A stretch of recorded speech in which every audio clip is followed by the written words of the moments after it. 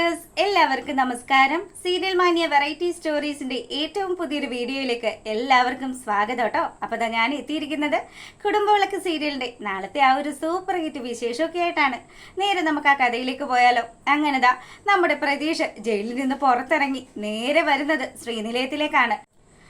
ശ്രീനിലയത്തിലെത്തിയ പ്രതീക്ഷ ആദ്യമേ കാണുന്നത് നമ്മുടെ അനിരുദ്ധിനെയാണ്. അങ്ങനെ അനിരുദ്ധിന്റെ അടുത്ത് ഒരക്ഷരം പോലും സംസാരിക്കാതെ പ്രതീക്ഷ നേരെ ആ വീടിനകത്തോട്ട് കയറി വരുമ്പം സുമിത്രയെ കാണുകയാണ്. ഈ സമയത്താണെങ്കിലോ സുമിത്ര ഇത്രയും കാലവും തന്റെ മകൻ ജയിലിലായിരുന്നല്ലോ എന്ന് വിചാരിച്ച് വളരെയധികം സങ്കടത്തിലൊക്കെ ആയിരുന്നല്ലോ. പ്രതീക്ഷനെ കണ്ടതും മോനെ പ്രതീക്ഷയെന്നും വിളിച്ച് ഓടി അവന്റെ അടുത്തേക്ക് ചെല്ലുമ്പോഴത്തേക്കിനും പ്രതീക്ഷ പറയുന്നുണ്ട്, നിങ്ങൾ എൻ്റെ അടുത്ത് വരേണ്ട ആവശ്യമൊന്നുമില്ല, നിങ്ങൾ അവിടെ നിൽക്കെന്ന് പറഞ്ഞു. അപ്പൊ പ്രതീക്ഷ ആണെങ്കിൽ ഇങ്ങനെയൊക്കെ പറയുമെന്നുള്ള കാര്യം പോലും നമ്മുടെ സുമിത്ര മനസ്സിൽ പോലും വിചാരിക്കുന്നില്ല. എന്തൊക്കെയോ ഒരു തെറ്റിദ്ധാരണ അവന്റെ ഉള്ളിലുണ്ടെന്നും അതൊക്കെ ഉണ്ടാക്കി വെച്ചത് രഞ്ജിതയാണെന്നുള്ള കാര്യത്തിൽ നമ്മുടെ സുമിത്രയ്ക്ക് ഒരു സംശയവും ഇല്ലല്ലോ. അങ്ങനെ സുമിത്ര ആ കാര്യങ്ങളൊക്കെ സംസാരിക്കുക. മോനെ, അമ്മ ഇത്രയും കാലവും നിന്നെക്കുറിച്ച് അന്വേഷിക്കാതിരുന്നത് അത് അമ്മ 6 വർഷത്തോളം കോമ സ്റ്റേജിൽ കിടന്നുകൊണ്ടാണ്.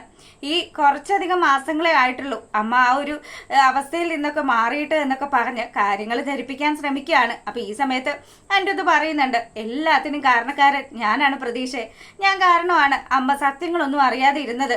ഈ അടുത്ത കാലത്താണ് അമ്മ ഈ കാര്യങ്ങളൊക്കെ അറിഞ്ഞതും നീ ജയിലിലാണെന്ന് അറിഞ്ഞതും നിന്നെ വന്ന് കാണാൻ ശ്രമിച്ചതും ഒക്കെ. അല്ലാതെ അമ്മയുടെ പേരിൽ ഒരു കുറ്റവും ഇല്ല എന്ന് പറഞ്ഞു. പക്ഷേ നമ്മുടെ രഞ്ജിത പറഞ്ഞു വെച്ചിരിക്കുന്നത് അനുസരിച്ച് പ്രതീക്ഷ ആണെങ്കിൽ ഇവരെയൊക്കെ ഒരു ശത്രുവശത്ത് നിർത്തിയിരിക്കുകയാണ്. എനിക്ക് നിങ്ങളോട് ആരോടും ഒന്നും തന്നെ സംസാരിക്കാനില്ല. പക്ഷെ ഞാൻ പ്രതീക്ഷിച്ചു എൻ്റെ അമ്മയെങ്കിലും എന്നോടൊപ്പം നിൽക്കുമെന്ന് ഞാൻ പ്രതീക്ഷിച്ചു. പക്ഷെ നിങ്ങളും എന്നെ തള്ളിക്കളഞ്ഞു എന്നും പറഞ്ഞ് സുമിത്രയെ കുറ്റപ്പെടുത്തുകയാണ്. അപ്പം അനിരുദ്ധ് പറഞ്ഞു, എടാ ഞാൻ പറയുന്നത് നീ ഒന്ന് വിശ്വസിക്ക്, ഇതൊക്കെയാണ് സംഭവിച്ചത്. എനിക്കറിയാം, ഞാൻ പുറത്തിറങ്ങി കഴിഞ്ഞാൽ നിങ്ങൾക്കാണ് ഏറ്റവും വലിയ നഷ്ടം ഉണ്ടാകുന്നതെന്നും പറഞ്ഞ് നമ്മുടെ പ്രതീക്ഷ അനിരുദ്ധിന്റെ നേർക്ക് തിരിഞ്ഞു. അപ്പം പ്രതീക്ഷ ഇങ്ങനെയൊക്കെ പറയുമ്പം അനന്യയുടെ മറയിൽ നമ്മുടെ സ്വരമോള് നിൽക്കുകയാണ്. സ്വരയാണെങ്കിൽ പ്രതീക്ഷ മാർക്കറ്റിൽ വെച്ച് ഉണ്ടാക്കിയ ആ ഒരു അടിയുടെയൊക്കെ ഹാങ് ഓവറിൽ ഇങ്ങനെ പേടിച്ച് വരച്ച് നിൽക്കുകയാണ്.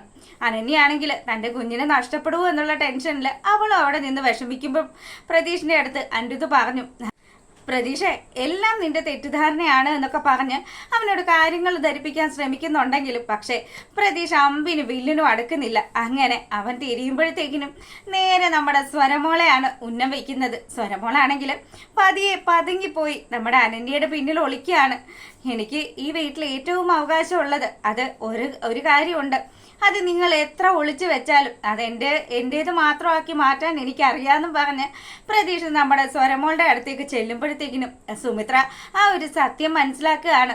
ഇത്രയും കാലവും അനിരുദ്ധും അനന്യയും ഒക്കെ കൊണ്ടു നടന്ന സ്വരമോള് പ്രതീഷിന്റെയും സഞ്ജനയുടെയും രക്തമാണ് എന്നുള്ള സത്യം ഇത് തിരിച്ചറിയുന്ന സമയത്താണെങ്കിലോ നമ്മുടെ സുമിത്ര പൊട്ടിത്തെറിക്കുകയാണ്. നീ എന്തൊക്കെയാണ് നീ ഈ ചെയ്തു വെച്ചിരിക്കുന്നതെന്ന് ചോദിക്കുമ്പം, അമ്മ ഞാൻ പിന്നെ എന്താ ചെയ്യേണ്ടത്, ഇവൻ എങ്ങനെയാണ് ജയിലിലായതെന്ന് അമ്മയ്ക്ക് അറിയാവോ എന്ന് ചോദിക്കുമ്പോഴത്തേക്കിനും എനിക്കറിയില്ല, ഇവൻ എന്തോ ഒരു കുറ്റം ചെയ്തു എന്ന് മാത്രമേ അറിയുള്ളൂ എന്നും പറഞ്ഞ് സുമിത്ര ഇങ്ങനെ സംസാരിക്കുമ്പോൾ നമ്മുടെ അനിരുദ്ധ് പറഞ്ഞു, സഞ്ജനയെ കൊന്ന കുറ്റത്തിനാണ് ഇവൻ ജയിലിലായതെന്ന്. അപ്പം ഈ ഒരു കാര്യം കൂടെ കേട്ടു സുമിത്ര വീണ്ടും ഒരു ഷോക്കിലേക്ക് തന്നെ പോവുകയാണ്. അങ്ങനെ സുമിത്ര പതറി നിൽക്കുന്ന ആ ഒരു സമയത്താണെങ്കിലോ നമ്മളെ കാണിക്കുന്നത് നമ്മുടെ പങ്കജിനെയും അതുപോലെ തന്നെ പൂജയുമാണ്. രണ്ടുപേരും കൂടെ അപ്പൂനെയൊക്കെ പറ്റിച്ച് അപ്പൂൻ്റെ അടുത്ത് നിന്നും പോകുന്നല്ലോ. അപ്പം പെട്ടെന്ന് തന്നെ നമ്മുടെ പങ്കജ് പറഞ്ഞു, ദേ മമ്മി അവിടെ വീട്ടിലുണ്ടാവും, നമുക്ക് മമ്മിയെ പോയി കണ്ടാലോ എന്ന് പറയുമ്പം അത് ശരിയാണ്, രഞ്ജിത ആൻറ്റിയുടെ അടുത്ത് പോയിട്ട് 2-3 ദിവസമായി, ആൻറ്റിയെ കണ്ട് കുറച്ച് സംസാരിക്കാന്നൊക്കെ വിചാരിച്ച് നമ്മുടെ പൂജയും അതുപോലെ പങ്കജിനോടൊപ്പം തിരിക്കുകയാണ്. അങ്ങനെ ഇവരെത്തുന്ന ഈ ഒരു സമയത്ത് നമ്മുടെ രഞ്ജിതയും അതുപോലെ തന്നെ അരവിന്ദനും കൂടി പൊരിഞ്ഞ ചർച്ച നടത്തുകയാണ്. എങ്ങനെയെങ്കിലും പ്രതീഷിനെ തിരിച്ചു വിട്ട് പ്രതീഷും സുമിത്രയും അനിരുദ്ധും ഒക്കെ തമ്മിൽ തല്ലുന്ന ആ ഒരു സിറ്റുവേഷൻ അതുണ്ടാക്കിയെടുക്കണം. ഒരു കാലത്തും സുമിത്രയ്ക്ക് മനസമാധാനത്തോടു കൂടി ഉറങ്ങാൻ സാധിക്കരുത് എന്നുള്ള രീതിയിലൊക്കെ ഇവളിങ്ങനെ സംസാരിക്കുമ്പോഴത്തേക്കിനും നമ്മുടെ പങ്കജിന്റെയും പൂജയുടെയും കാര്യമൊക്കെ അരവിന്ദൻ എടുത്തങ്ങ് ഇടുകയാണ്. അതെ രഞ്ജു, നമ്മൾ വിചാരിക്കുന്നത് പോലെ തന്നെ പങ്കജും പൂജയും തമ്മിലുള്ള വിവാഹം അതിന് സുമിത്ര തയ്യാറാകുമെന്ന് ചോദിക്കുമ്പം സുമിത്ര തയ്യാറായില്ലെങ്കിൽ നമ്മൾ അതിനുള്ള സിറ്റുവേഷൻ ഉണ്ടാക്കിയെടുക്കണം, സുമിത്രയെ വിശ്വസിപ്പിച്ച് നമ്മുടെ കൂടെ നിർത്തണം, അത് നമ്മുടെ കഴിവാണ്, അത് നമ്മുടെ മകനെ കൊണ്ട് സാധിക്കുമെന്നും പറഞ്ഞ് ഇവളിങ്ങനെ അരവിന്ദനെ ധരിപ്പിച്ചു. അപ്പം അരവിന്ദൻ പിന്നെയും ചോദിക്കുകയാണ്, എടി അതിന് പങ്കജിന് ഇഷ്ടമാണെന്ന് പൂജ ഒരിക്കലും പറഞ്ഞിട്ടില്ലല്ലോ. എൻ്റെ അരവിന്ദേട്ട, അതിനു വേണ്ടിയാണ് നമ്മൾ ഫുൾ ടൈമും പങ്കജിനെ പൂജയോടൊപ്പം വിടുന്നത്. അതുകൊണ്ട് തന്നെ നമ്മൾ ആഗ്രഹിക്കുന്ന പോലെ കാര്യങ്ങളൊക്കെ നടക്കുമെന്ന് പറയുമ്പം ഇതൊക്കെ കേട്ടുകൊണ്ട് പങ്കജും പൂജയും കൂടി അങ്ങോട്ട് വരികയാണ്. അപ്പോൾ പങ്കജ് ഈ ഒരു കാര്യം കേട്ടും നമ്മുടെ രഞ്ജിതയാണെങ്കിൽ ഇതൊന്നും അറിയാതെ വീണ്ടും അരവിന്ദൻ്റെ അടുത്ത് ഇവരുടെ കല്യാണം നടത്തിയെടുക്കണം. എന്നാൽ മാത്രമേ നമുക്ക് ആ ഒരു സ്വത്തുക്കളെല്ലാം അത് നമ്മുടെ അധീനതയിൽ തന്നെ നിൽക്കുകയുള്ളൂ എന്ന് പറയുന്നതും നേരെ രഞ്ജിതയുടെ മുന്നിലേക്ക് പൂജ വന്ന് നിൽക്കുകയാണ്. പൂജ ഈ വിവരങ്ങളൊക്കെ കേട്ട് ശരിക്കും പറഞ്ഞാൽ ഞെട്ടിത്തരിച്ച് നിൽക്കുകയാണ്. താൻ ഇത്രയും ദിവസവും സ്നേഹത്തോടു കൂടി വിളിച്ച തൻ്റെ രഞ്ജിതാൻ്റെ തന്നെ പച്ചയ്ക്ക് ചതിക്കുമായിരുന്നു എന്നുള്ള കാര്യം അറിയുമ്പോഴത്തേക്കിന് പൂജയ്ക്ക് വലിയ വിഷമമൊക്കെ ആയി.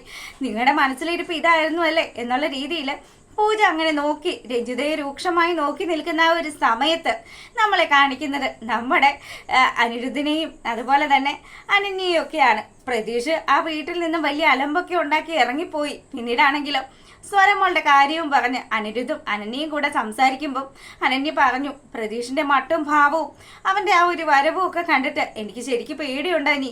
നമ്മുടെ കുഞ്ഞിനെ നമുക്ക് നഷ്ടപ്പെടുമോയെന്ന് ചോദിക്കുമ്പം, എടി നീ എന്തിനാ പേടിക്കുന്നത്? അത് സംഭവിക്കേണ്ട കാര്യമാണെങ്കിൽ സംഭവിച്ചല്ലേ പറ്റുള്ളൂ. ഏത് സാഹചര്യത്തെയും അതിജീവിക്കാനായിട്ട് നമുക്ക് പറ്റണം എന്നൊക്കെ പറഞ്ഞ് അനന്യയെ ആശ്വസിപ്പിക്കുമ്പം, ഒരിക്കലും എനിക്ക് പറ്റില്ല, എൻ്റെ മോളില്ലാതെ എനിക്ക് പറ്റില്ല. അപ്പം എങ്ങനെയെങ്കിലും പ്രതീഷിൻ്റെ തീരുമാനമൊക്കെ ഒന്ന് മാറ്റിയെടുക്കണമെന്നും പറഞ്ഞ് അനന്യ അനിരുദ്ധിനോട് കെഞ്ചാണ്. പിന്നീടാണെങ്കിലോ നമ്മുടെ സുമിത്രയാണെങ്കിൽ തൻ്റെ മകൻ തന്നോട് ഇത്രയധികം മോശമായിട്ടൊക്കെ പെരുമാറിയതിൻ്റെ ആ ഒരു സങ്കടത്തിലൊക്കെ ഇരിക്കുകയാണ്. സുമിത്രയുടെ അടുത്ത് വന്നിട്ട് അനിരുദ്ധ ആശ്വസിപ്പിക്കുന്നൊക്കെയുണ്ട്. അമ്മ വിഷമിക്കുമൊന്നും വേണ്ട. അതുപോലെ തന്നെ നമ്മുടെ അപ്പവും പൂജയെ കാത്ത ആ വീട്ടിൽ നിൽക്കുന്നുണ്ടല്ലോ, അപ്പവും പറയുന്നുണ്ട്, അപ്പച്ചി പോട്ടെ, എന്തെങ്കിലും ഒരു തെറ്റിദ്ധാരണയുടെയൊക്കെ പുറത്തായിരിക്കും മോനെ. അവൻ എന്നാലും എൻ്റെ മുഖത്ത് നോക്കിയാണല്ലോ ഇങ്ങനെയൊക്കെ പറഞ്ഞത്. എന്നെ എത്രമാത്രം ഇഷ്ടമുണ്ടായിരുന്ന എൻ്റെ മോനായിരുന്നു അവനെന്നൊക്കെ പറഞ്ഞ് നമ്മുടെ സുമിത്ര ഇങ്ങനെ കരച്ചിലോട് കരച്ചിൽ. ഈ സമയമാണെങ്കിലോ നമ്മുടെ രഞ്ജിതയെ റോസ്റ്റ് ചെയ്യാനായിട്ട് പരുവത്തിന് നിർത്തിയിരിക്കുകയാണ്. രഞ്ജിതയോട് പൂജ ഒരുപാട് ചോദ്യങ്ങൾ ചോദിക്കുക. അല്ല രഞ്ജിത ആൻറ്റി, നിങ്ങൾ അപ്പം ഇതിനൊക്കെ വേണ്ടിയാണല്ലേ ഇത്ര കണ്ടങ്ങ് അഭിനയിച്ചത്?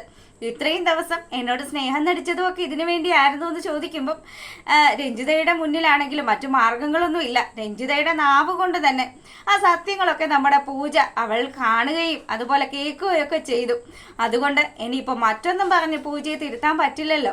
അങ്ങനെ മൊത്തത്തിൽ പെട്ട് നിൽക്കുകയാണ് നമ്മുടെ രഞ്ജിത. അപ്പം പൂജ ചോദിക്കുന്ന ഓരോ ചോദ്യത്തിനും മറുപടി ഇല്ലാതെ കുഴങ്ങി നിൽക്കുന്ന രഞ്ജിതയെ കാണിച്ചുകൊണ്ടാണ് നമ്മുടെ കുടുംബവിളക്കിൻ്റെ നാളത്തെ വിശേഷം അവസാനിക്കുന്നത്. എപ്പോഴും പറയുന്നത് പോലെ നിങ്ങൾക്ക് ചാനൽ ഇഷ്ടപ്പെട്ടാൽ സബ്സ്ക്രൈബ് ചെയ്യാൻ മറക്കരുത് കേട്ടോ.